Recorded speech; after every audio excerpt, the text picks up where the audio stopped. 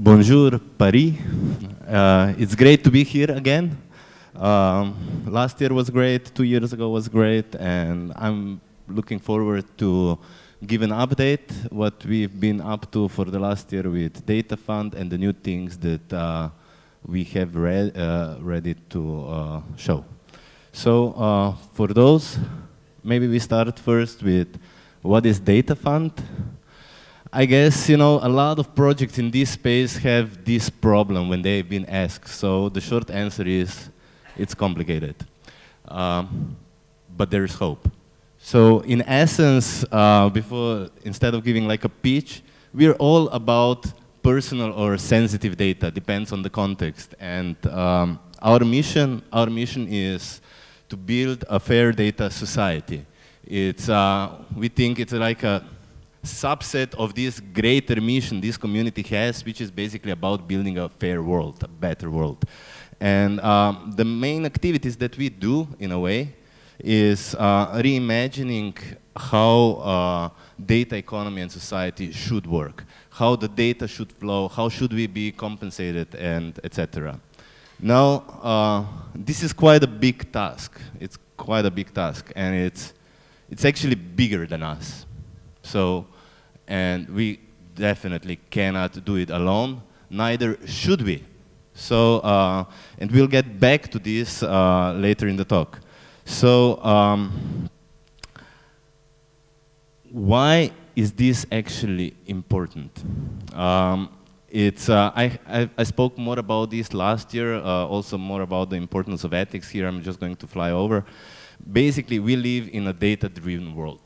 And I'd say most of us probably will agree there's going to be more data, we will know more things to do with the data, and data will have a bigger influence in our lives. So this topic is actually going to be more and more important. And there's a lot of talk about surveillance capitalism. It's like this buzzword, but it's actually just the beginning. So to explain this, I will need to make a little bit of a detour. Basically, this is the premise. Personal data is us. So it is part of our extended mind. In cognitive science, it's in the late 90s, there came like this notion of the extended mind. It's part of a leading paradigm called embodied cognition. And in essence, what it says, it's like, when I use, for example, navigation on my phone, I turn off my spatial functions in my brain. I outsource it to a machine. And from the cognitive science point of view, me and the phone are one cognitive system. Therefore, the data also being used in this cognitive system is actually me. It's my digital self. So in this sense, this is very important that we recognize this because it changes relationships. When there's a company saying that they own your data, they're basically saying they own part of you. And we actually have a word for that. To describe that one person owns another person, the word for this is slavery. So data slavery is actually a continuation of surveillance capitalism that it's now in full swing, and it's going to get worse. Like Shoshana Zuboff says, the goal is not actually to control us. The goal is to automate us. So last year I used this slide about social credit system. This year I did give an update. China banned already 23 million tickets in 1 year, and it's just a start. It's all based on personal data, on the data that you give. And since the beginning, when we started the project, we are advocating that in the digital age, our freedom depends on that we own, that we manage our data. And here comes basically Fair Data Society into the game. Fair Data Society is a start. At the moment, it's an initiative with a goal to become a fully fledged DAO. Before we go back to Fair Data Society itself, let's have a word about what fair data actually is. It's been, for us, in the past 2 years, it's been really hard to communicate these aspects, especially to the mainstream, especially to the people who are not already aware of the privacy issues and all this. And we find, with fair data, we believe we found really a sweet spot. People from the governments understand it. People from the enterprise sector understand it. Hackers understand it. Even my mom understands it. And basically, how can we perceive fair data? It's like digital fair trade. It's, in essence, what fair trade wants to prevent is exploitation of the individuals, protecting human rights, and fair distribution of value. And this fair data should be an answer to this for the digital realm. It's also very easy to say, like, Facebook is not fair data. People understand it. They don't need to go into the details. So the idea itself is very straightforward to communicate. And by the way, it's not just Facebook. It's also the Amazons, Googles, and so forth. It's even harder. It's actually, these big guys have forced all the small companies to do it same way. So it's like the big guys are basically more pushing even the small guys to play the same game. And that's why, what I said at the beginning, we need to reimagine the data economy. We need to reimagine the design paradigms. So, and that's what Fair Data Society should do. Now, we came to Fair Data Society also basically because of this lack of business models, because of it's really hard to make a blockchain project, and in a sense like having a viable business model. I think this kind of dialogue is familiar to many. It's on one side, we are doing things to empower people, to make a better free world. On the other side, yes, we need to take care of the costs, and there is this question, how do you make money? And usually, a lot of times, these two things are in conflict. It's, so how do you do it? How do you do it? It's like in our case, if we design a protocol for managing personal data, this kind of protocol needs to be free. This cannot be owned by us, because then we didn't solve anything. We just put a different name on it. So that's one of these intrinsic conflicts that we see with blockchain-based projects. Now, on this dichotomy, you can map also this, neutral versus opinionated. This is more a reflection of the world we live now. In my opinion, when we look at centralized solutions, they are all opinionated, and our freedom is restricted because we lack the choice to choose a neutral platform. Let me give you an example. So let's imagine farmers market. Farmers market works on diversity. The more sellers, the more farmers are selling there, the bigger the diversity, better for everybody. And it gives us free choice. It gives us freedom. If I want, I can buy cherries and make a salad with onions. It would taste awful, but I can do this. So on the other side, we have restaurants. And restaurants are like a good example what means being opinionated. A vegan restaurant is very much opinionated, and so is a steakhouse. And this is good. This is good as long as we have access to also platforms to, which are neutral. Then we actually have the choice. So the other like this dichotomy that we see and challenge is tech versus social. What I mean with that is we could have today like everything done, so hypothetically, but it still wouldn't change. Even if we had like every bit of code written, the situation wouldn't change because society is lacking awareness. Because the game that's being played is basically the game of information asymmetry. So in this sense, you know, when we design things that touch the human directly, that touch us, we need to go back also to ethics as a tool that drives constructive dialogue. And I think this is, in general, it's necessary in a wider context in the whole community. You know, there's like this Godwin's law, which basically says that eventually every online discussion will end up with somebody mentioning Nazis. You know, so, and you can check it up yourself. So this is actually the showcase how a discussion can break down and how trolls can overtake. So we need better organizational structures and we need better business models. Moreover, we need to do this. And this is the strength of decentralized community. Instead of saying we are not evil, we should design systems that prevent anybody to be evil. And to do this, DAO is the way. It's maybe a little bit controversial, but in my opinion, if a blockchain-based project is claiming they're doing something public good, something beneficial for the humanity and non-profit, they cannot do it without doing a DAO. And the general formula that we are taking is basically this. We use DAO as commons. We use DAO to reimagine the data economy, to give freedom, to give the access to the neutrality. This is the farmer's marketplace. At the same time, as data fund, we are able, as any other project, to build on top of this, and this is the opinionated thing. So if you give an example, you know, if in the decentralized world everybody can send whatever file to anybody, there will also be people breaking the law or sending stuff that can be, let's say, not legal. With opinionated platform, it could be, for example, it could build on the principles, but it could also add regulatory compliance. So it's a very powerful combination that we find, but just these two layers are not enough. So our current version 2.0 structure looks like this.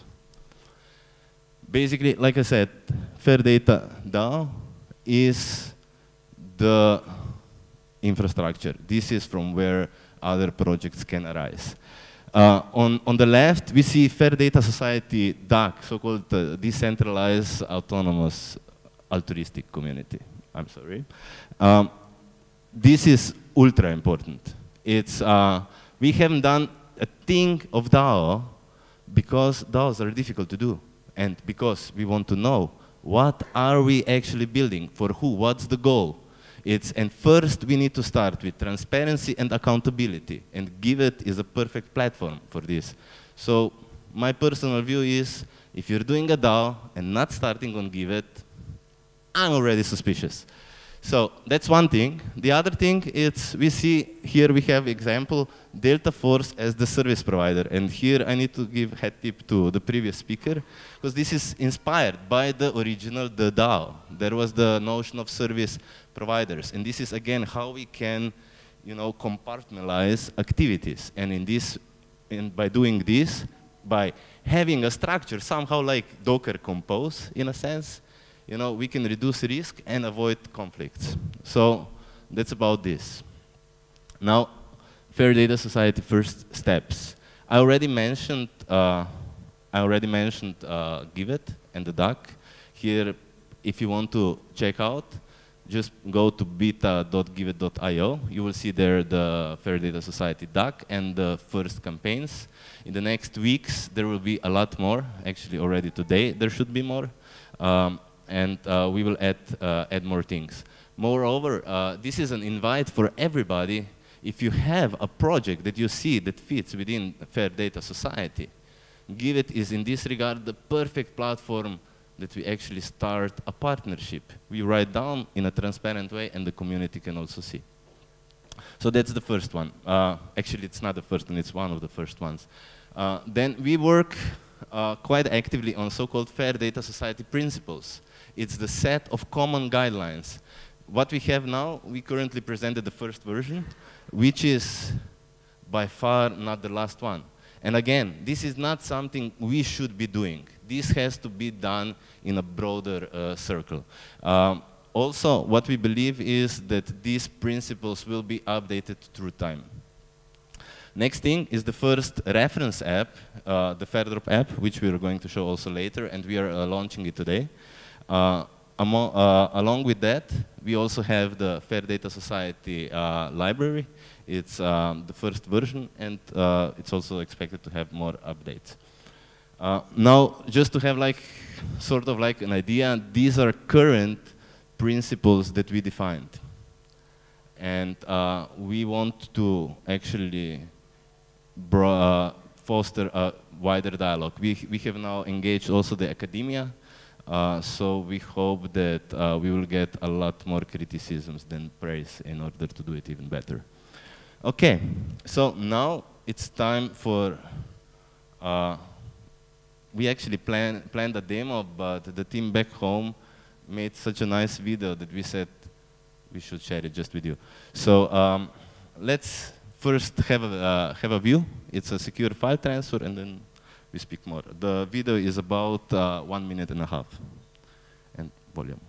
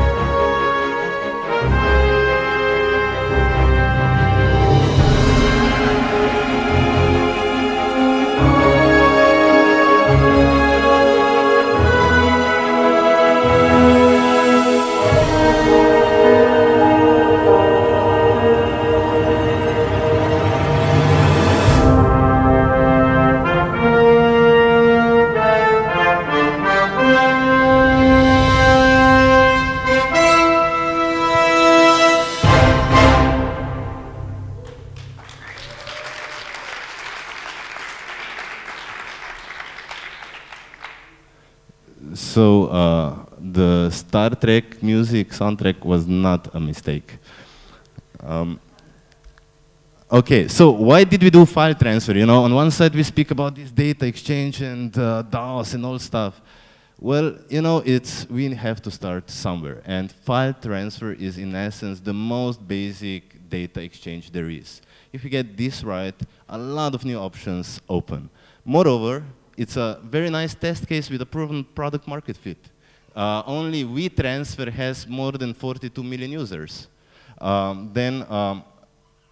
It's a bottom-up approach. It's like instead of us locking ourselves in the garage and doing a bunch of papers and code, we try to provide immediate utility.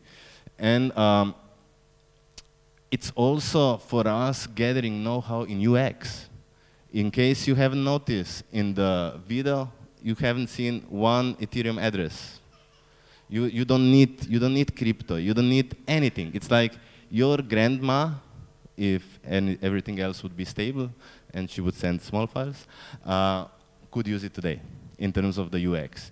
Actually, we tested up until now. We have like we transferred something like 150 megabytes. We are working closely also with Swarm team, and we have the goal that in the next 6 months we will be able to transfer 100 gigabyte files over Swarm. So with this, we also then actually we did the app, and then we refactored the app so we can also release a library. And this library we call FDS.js, shorter for Fairdata Society.js, and we also liked it because the keyboards are next to it, so it's easier to code. You just do like plunk. And we are publishing it today, so feedback here would be welcome, and it's really easy to use. So an example, okay, this is the boilerplate code just to do the settings, but then if you want to send file to Yoda, you do only this. So now to also show we had this feeling, once we saw the library and started to work with it, we were like positively surprised because it actually turned out a lot more powerful for us than we initially expected. So we are now going to switch to another demo. This one is going to be live. And this demo we call Chatty.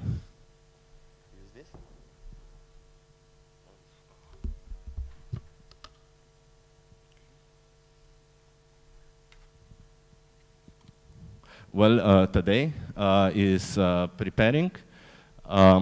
It's Chatty, as the name suggests, it's a chat app. It's with this we don't have like ambitions to create a chat app, but it took more time skinning the app than to make the chat app. And today is just now basically going to show, recreate a dialogue between who? Skywalker and Yoda, I guess.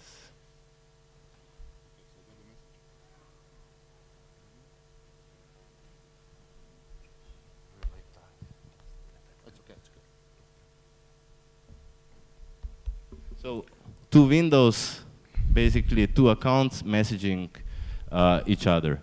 Now, the nice thing is also this messaging, these messages, I won't show it now because I don't have the accounts on my computer, but this is going into the same data storage. So you would see these messages in the same mailbox as your files and everything. And when you think about it, this is when it becomes powerful. This is when the paradigm shifts. When all the apps save personal data into one place, and this is individuals' personal data storage, then magic can start to happen. So I guess the demo is done. We see the messages.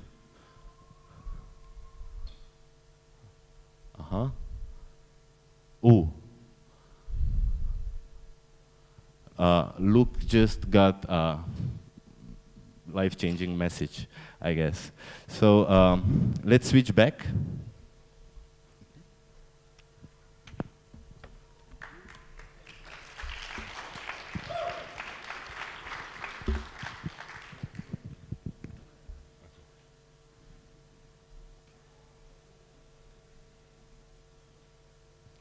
Okay, so just conclusions, let's do it quick. Basically, the takeaways.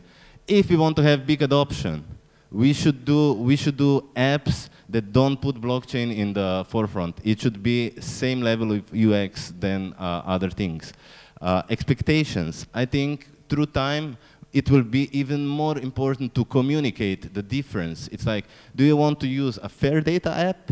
Or do you want to use a centralized app that you don't know what it does with your data behind your back? Then dream. Dream is very important. It implies values. And this is meant for wider community, not us. Ethereum community has a kick-ass team. It's like the best coders in the world. But the dream is even bigger. And the dream will win. And last point, which is the key point, it's collaboration. Like I said before, it's no point, and we can't do it alone. Fair data society has been built in the sense that nobody owns it. Those who participate, they shape it. And sometimes it's kind of hard to kickstart things. And also here at the conference, we saw projects, a lot of projects are trying to do everything. Also, this is what we tried at the beginning. And it makes sense because it's so early that you need to do everything in order to have a use case. But now we're progressing. Now we should look what is done by who, and we should collaborate. And we made a shopping list. So this is a call for everybody here, for everybody watching. This is what Fair Data Society needs. And if you recognize that your project might be doing that, it's not a coincidence. So domain experts in cat herders, identity management, we're in the talks already, wallets, service execution agreements, parachains to sidechains to handle all kinds of different data interactions, decentralized governance, and etc. The list is very long. So basically, this is what it boils down. And it's on us if we do it or not. And thank you for your attention.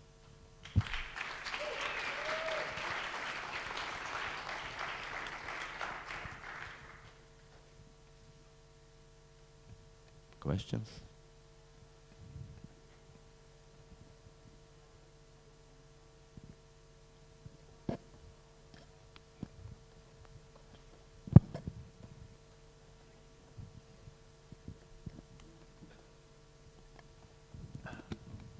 Hey mate, thanks for the presentation. I just had a question as a sort of vertical. I was wondering what you thought of the idea of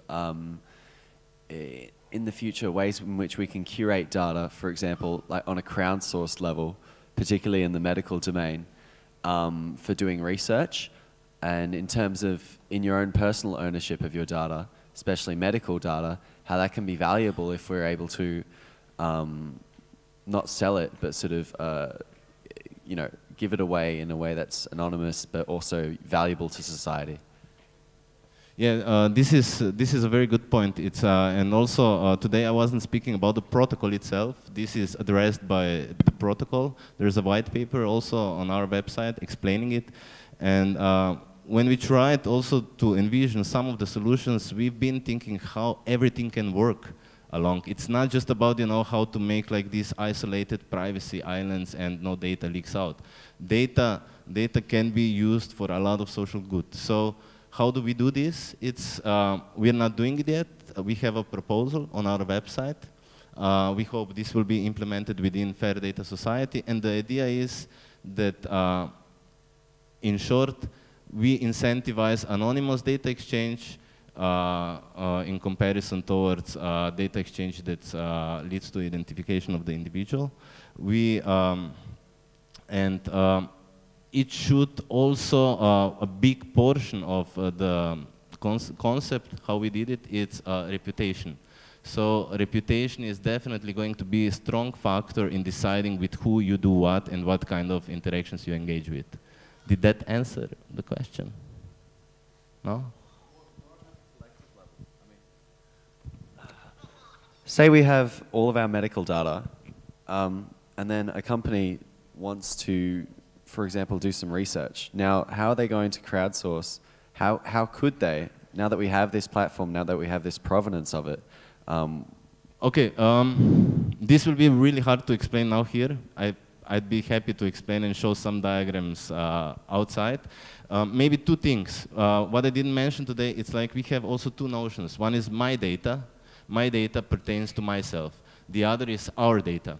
So this is very important. This very simple example would be if I make a selfie, it's my data. If I make a selfie with you, it's our data. And this is important how we work around with these aggregated data sets. The other, so yeah, this is the aggregated data sets. And the other thing is basically with data and how we do the file share. And here we also think a lot about NFTs. We could basically also do a supply chain of data. So here, in that sense, there could be like a non-profit data set where we all contribute our anonymized data. And that helps the research. Then comes a pharmaceutical company that draws upon this data set. With having this sort of like supply chain in place, we can basically compensate people all down to the source of data. Another very important notion, which I briefly showed here, so to address, no, this is, no, it's not this, sorry, it's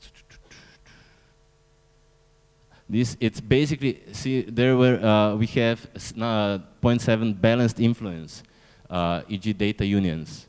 So this is also a very important concept that I think as Fair Data Society we will see it coming alive.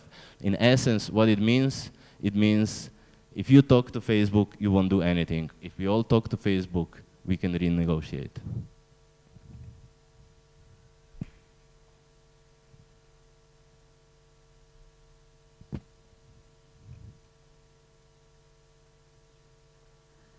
Thank you.